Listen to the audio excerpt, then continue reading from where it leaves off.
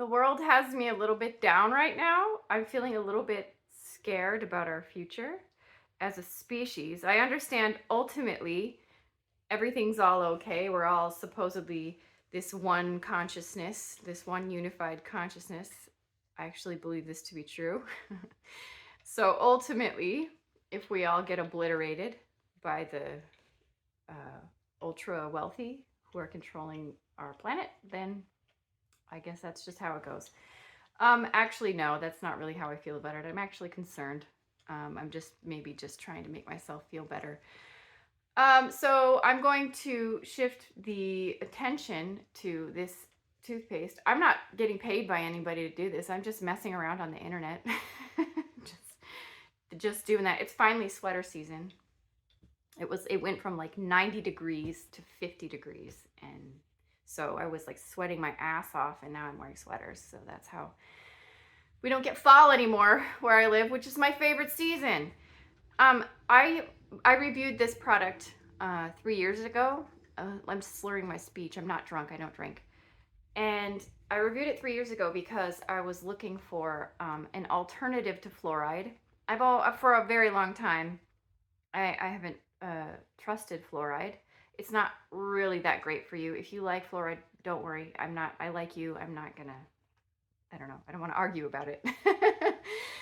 um, so I did a semester of dental assisting school years ago. I've tried pretty much everything there is out there when it comes to career stuff.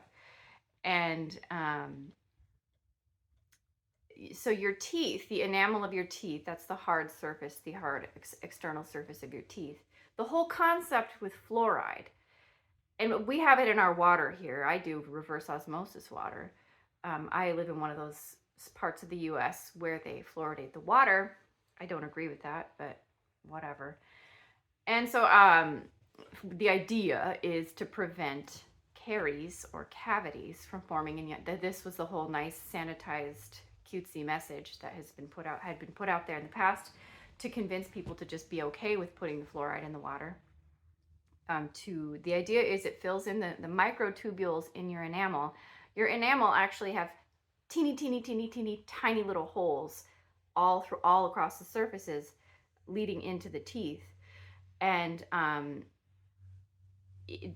those holes, bacteria, things like that can eat it. That's how the cavities form, as they get in there and the acids start breaking down the enamel.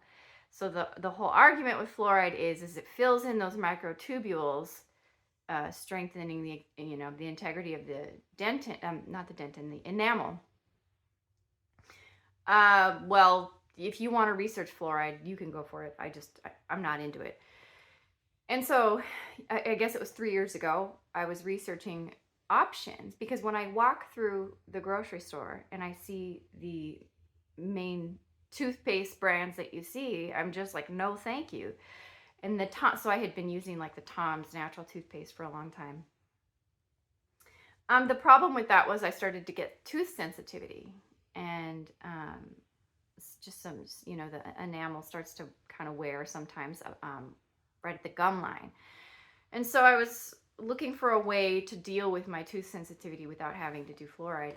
And I was doing, good old internet research, and I came across, what is it called? It's called nano-hydroxyapatite.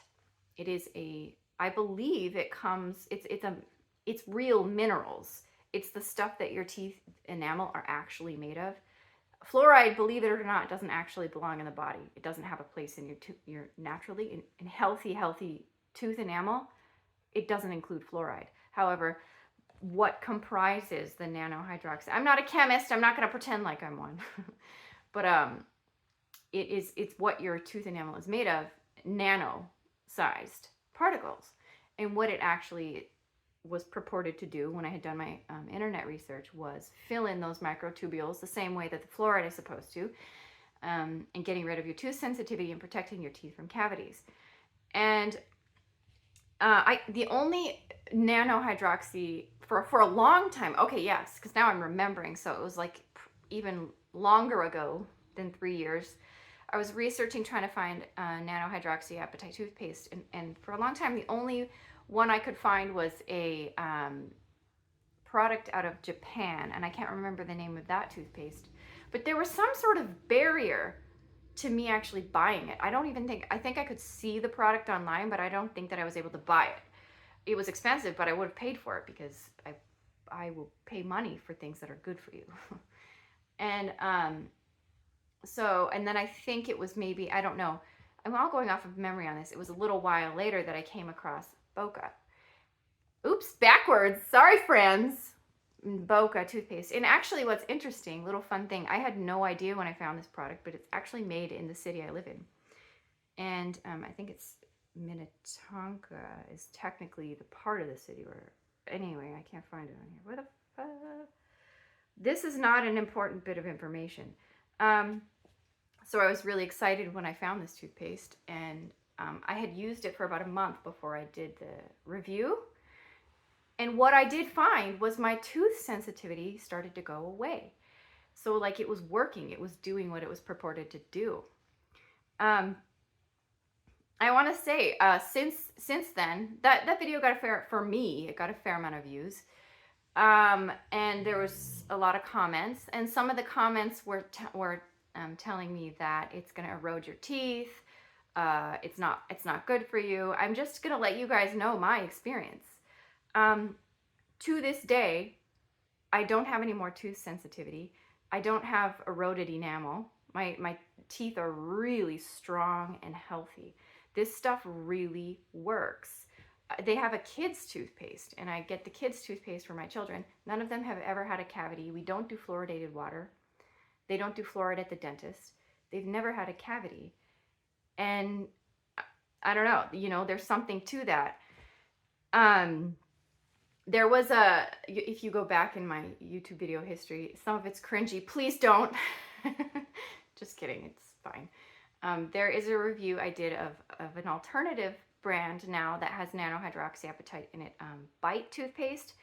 And the reason why for a while I switched over to the Bite toothpaste was because I care about the earth, and I don't want us to just be throwing a bunch of plastic out there like some goddamn garbage dump.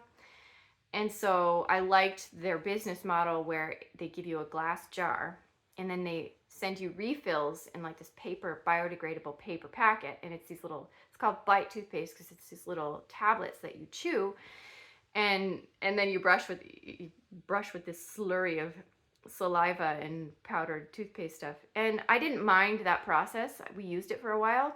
The reason why I stopped using it, I love the reduced packaging of that company. I think that's so smart, and I just want to see so much more of that. But the reason why I had to switch back to Boka, I think that I don't know if it's the delivery method of this toothpaste or if it actually has more of the nano-hydroxyapatite in it. But my tooth sensitivity started to come back after a handful of months of using the Bite toothpaste. So I just had to switch back to the Boka, because this actually really does work. If you have tooth sensitivity, it's been the case for me, and it has not destroyed my teeth like some of the comments had said. I don't know why people say stuff like this. You know what? Maybe they read something weird somewhere and didn't try it for themselves and assumed that was the case. But I'm really impressed with it. Like I said, I'm not making any money doing this. Like this is just something I'm doing for fun, really. I highly recommend it. Okay. And I'm really bummed out that you can't buy this in the store at this point. There was like a short period of time where I saw it at Target, but for some reason, Target stopped carrying it. You can buy it online. I think, is it $11? They do the thing that all these people are doing now, where if you do a subscription service, they auto delivery, you get a little bit of a discount. I don't like doing that because then it's just too much to keep track of. So I pay a little bit more for it than that price. So I think it's like $14 a tube or something like that, but it's very much worth it. So 3+ years with this product, and I'm impressed. I highly recommend it. You know, as far as like other toothpastes go, the ingredients are pretty clean ingredients, but the nano-hydroxyapatite really does seem to be those microtubules in your, I keep saying dentin, in your tooth enamel. It fills those in, and it's actually made of the stuff that your teeth are made of. I think this comes from crushed like dead sea creatures. I'm going off of memory, so please just look this up yourself if you're more curious about that. So yeah, and then one other thing I want to say for anybody who's stuck around this long is I have this other channel, this like music interview thing that I have been wanting to do. I'm kind of a dreamer, and I did one interview, kind of just happened magically. I jumped on the opportunity to take it, and I have another one that I'm working on, and it's actually a fun conversation about what is independent versus underground music. I think we all know what the big music industry is, but it's a little conversation about that. The editing has been, I hate editing, so I haven't finished it yet, but it's called the Sempiternal Lila Experience. Soon enough, I will have that interview out. It's fun. And the world's a little scary, but let's all try to keep our vibes high and focus on the good stuff. So thanks for watching. Bye.